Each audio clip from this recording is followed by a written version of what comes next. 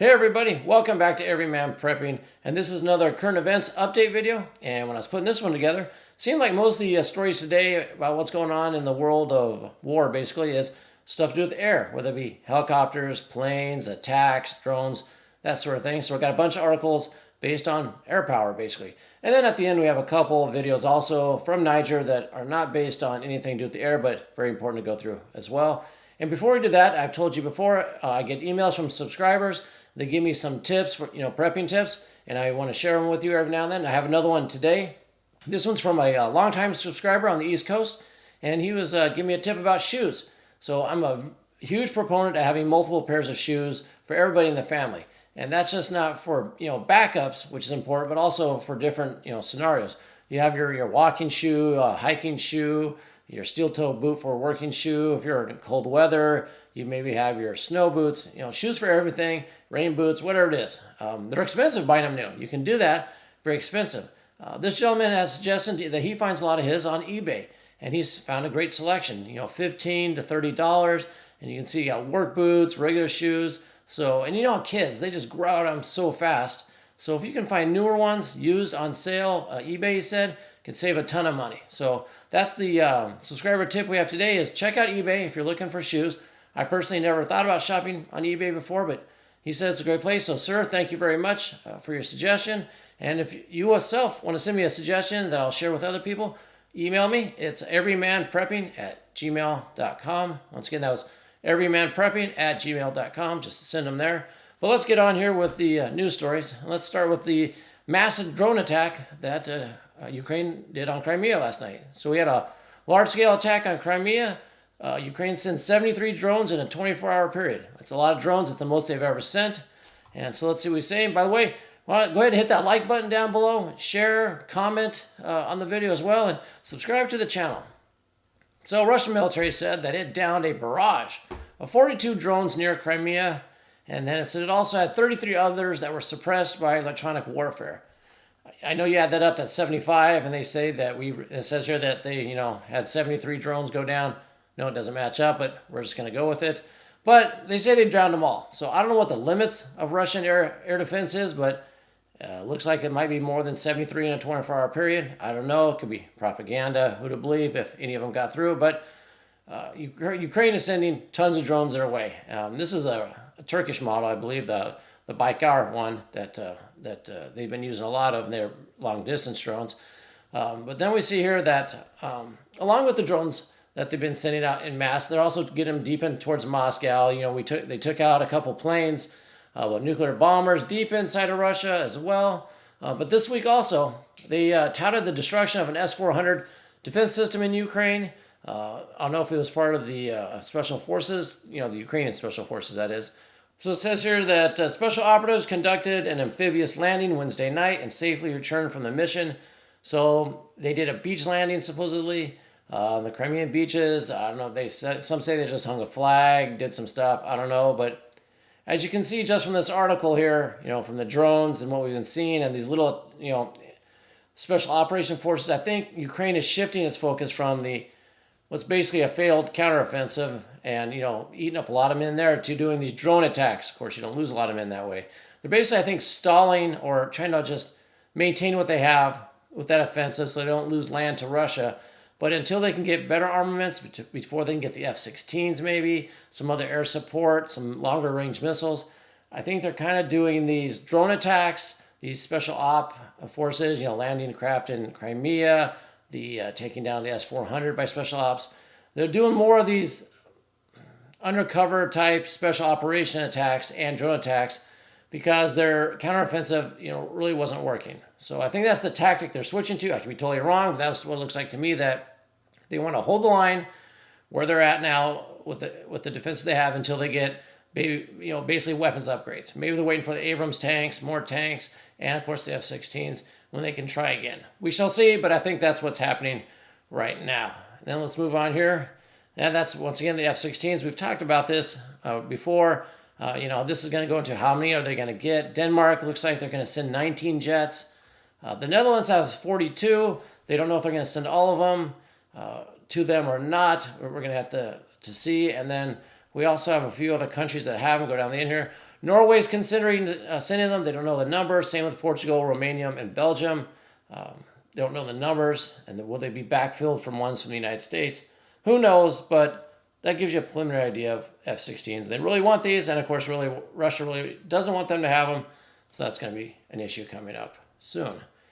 Well, what do we have here? We have Biden admin approves massive helicopter sale to Poland. So Poland, after they get these helicopters, they're going to sell them 100 Apache attack helicopters. And once they get delivered, they're going to have the second largest concentration of Apache helicopters outside of the U.S. military. So, Poland, the size of Poland, they're really beefing up their military. And like I said, they're going to have the second largest fleet of Apache helicopters. Interesting point here. This pretty wicked picture here of the helicopter, of the explosion behind it. I put on a thumbnail. That was pretty awesome. But it says here that the proposed sale will improve Poland's capability to meet current and future threats by providing a credible force that is capable of deterring adversaries and participating in NATO operations. I don't know if that should just be rewritten to say we need these because either A, we're going to attack Belarus, or Belarus is going to attack us. And the NATO operations is NATO is going to try to do something. So all these helicopters need to be basically on Russia's border. That could be my translation from it. But the key part is down here at the bottom. And this is really telling. It says, Warsaw says, until it's ready to field its own Apaches, so until these 100 arrive, Washington will deploy American attack helicopters in Poland. And it says, quote here, until the procedures are completed and the purchased helicopters are delivered to Poland, the U.S. Army will provide us with Apache helicopters from its own resources. So, U.S. Army helicopters, U.S. Army Apaches are going to Poland. They're going to have American crews to start off with. I don't know if the Polish Army or Polish, whatever, Air Force, whoever flies their helicopters, if they have Apaches right now, they know how to fly them, or they need to be trained. Not sure on that, but there's going to be American crews there, American mechanics. There's going to be a lot of Americans servicing them. There might even be American pilots flying these, and who knows what happens if Belarus or Russia, something kicks off, or if they go into Ukraine. Who knows, but it could be a sign of Americans getting involved directly in the war. So that's happening over there in Poland. Now let's move on here really quickly. Kind of dealing with air. This was, Prigozhin, the Wagner guy, getting shot out of the air, which has to do with his plane, exploding. But Putin made some comments yesterday. He said he was a talented man. Yevgeny Prigozhin was a man of many talents who made a significant contribution. That's what Putin said. He also gave his condolences to Prigozhin's family. He said, quote, he made serious mistakes in his life, but also got results for himself as well as for our cause. And when I asked him in this last month, so when I asked him to do stuff, he got results. So, of course, this is a big mystery. Did Russia take him out? Was it a false flag? There was that second plane. Did he really die? They haven't identified anybody yet. They're doing DNA, all that stuff, but that's still ongoing. But those are Putin's words on the Wagner chief going down. Then we go over here. Let's go to Taiwan. U.S. approves $500 million of arms sales to Taiwan. And what are these arms sales for? Well, they're for the F-16. They are for infrared search and track systems for the island's F-16 fighter jets. So more air power upgrades. Infrared search and track systems, probably so when they're flying their F-16s, they can find Chinese boats, other aircraft, or anything between the Taiwan Straits and Taiwan. It's things to identify the enemy.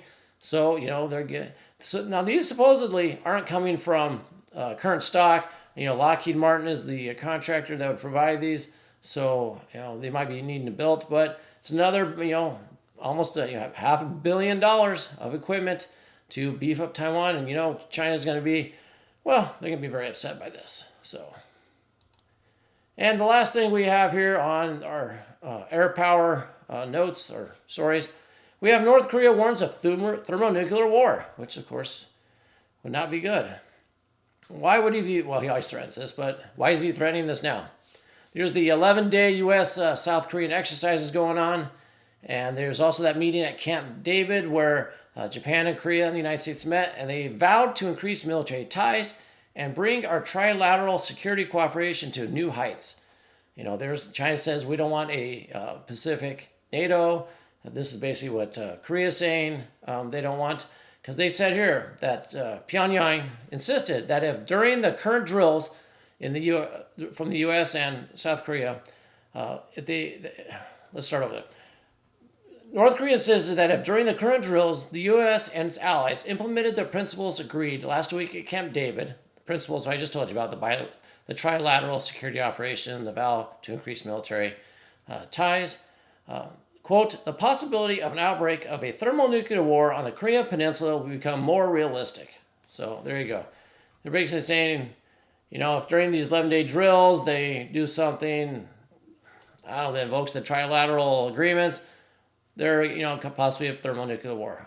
I mean, I don't put anything past King Jong-il here to do crazy stuff, but, he's basically the lapdog of China, Russia. He could carry out an attack for them. I don't know, but he's got a finger on the nuclear warheads, which is never a good thing. So let's go over to Niger really quick. So, we had the ECOWAS, a group of Western African nations saying, we want you to return the voted on president to Niger back in power.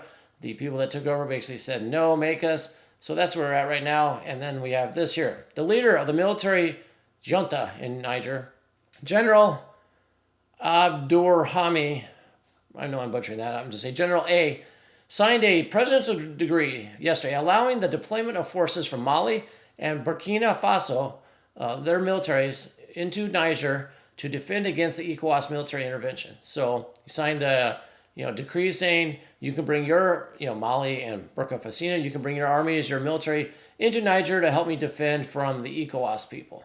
And then we have a tweet from the ECOWAS people basically that says, it's not from them, but it's from OSINT Defender, a very good source of information.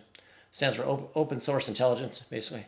The ECOWAS Standby Force has reportedly completed all preparations and deployments for a potential military intervention against the military junta in Niger, with roughly 12,000 troops now able to launch the operation at a moment's notice. So that's a lot of troops they put together. Are they going to go in? It's going to be see. We have a war in Africa. Looks like it's a pretty good possibility, unless they, get the coup leaders, that General A, unless they get him to back down, which doesn't look like he's going to, because it's, once again, a West versus East, a West versus Russia, China battle once again. And lastly, on this subject here, just to, put a little salt in the wounds, we have Niger expelling the French ambassador from the foreign ministry. So they basically told the French ambassador, you got 48 hours and you need to get out. And we all know what happens. Once you start kicking diplomats out, usually war follows. I would probably expect the U.S. ambassador to probably be kicked out soon. Maybe they're going to take their staff out anyway.